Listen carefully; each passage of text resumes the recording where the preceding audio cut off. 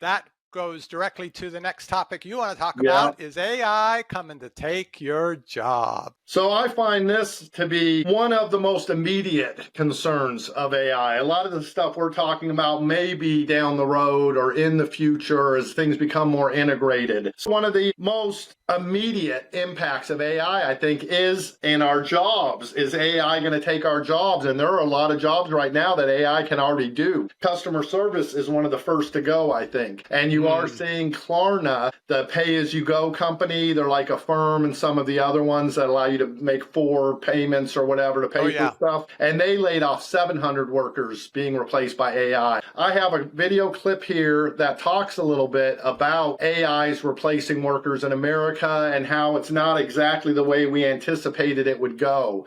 I think it's interesting that if you asked people 10 years ago about how AI was going to have an impact, with a lot of confidence from almost most people, you would have heard, first it's going to come for the blue-collar jobs, working in the factories, truck drivers, whatever.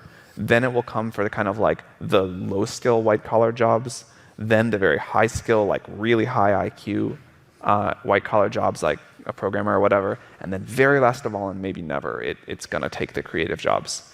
And it's really gone and is going exactly the other direction. But I thought the thing that was most interesting was how he talked about it not being the jobs we thought it would be. And I think people felt like the manual labor jobs, the jobs where you sat on an assembly line and did repetitive motions, things like that, that would be the easiest stuff for AI to take over. But the more intellectual type jobs, the white collar jobs, that those would be much more difficult for AI to take over. And especially, like it said, the creative, music, writing, movies, we felt like that's very uniquely human characteristics, and AI is not going to be able to take over those for a long time. We're actually seeing the exact opposite, and it's the creative type things and the intellectual white-collar jobs, but the fact that AI be able to do coding and things like that, that they'll be able to create the video games of the future and other things. So it's interesting that the intellectual capacity of humans seems to be more easily duplicated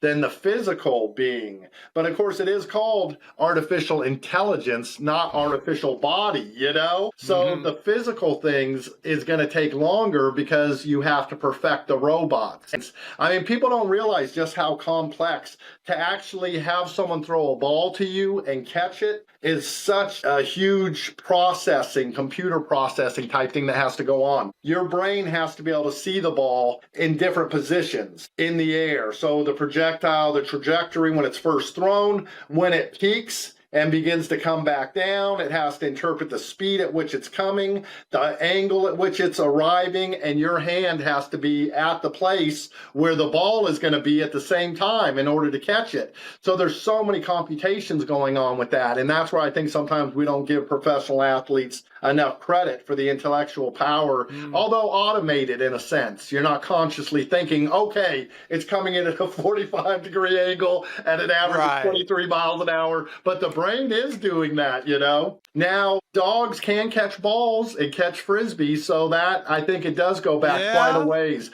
But yes, I think our brain and that computational ability, and honestly, I would have to say any predator probably has those abilities because you're chasing down prey and you need to be able to predict and follow what it's going to do. So I think that's not something that just arose in the evolutionary path since humans. That's something that is so complicated and so fundamental that it really goes back to our far back ancestors, with some ability of that. So it's kind of interesting that those physical tasks, things we almost take for granted, are going to be the more difficult ones for AI to replace, whereas the intellectual things that we think, I've really got to think hard, I'm doing computer code to create a game, it's very complicated. That's the stuff AI is going to be able to replicate quickly. At this point, if you're a construction worker, if you're a mechanic, if you're doing a manual labor type job, maybe even a custodian or a janitor, your jobs are going to be safer for a lot longer.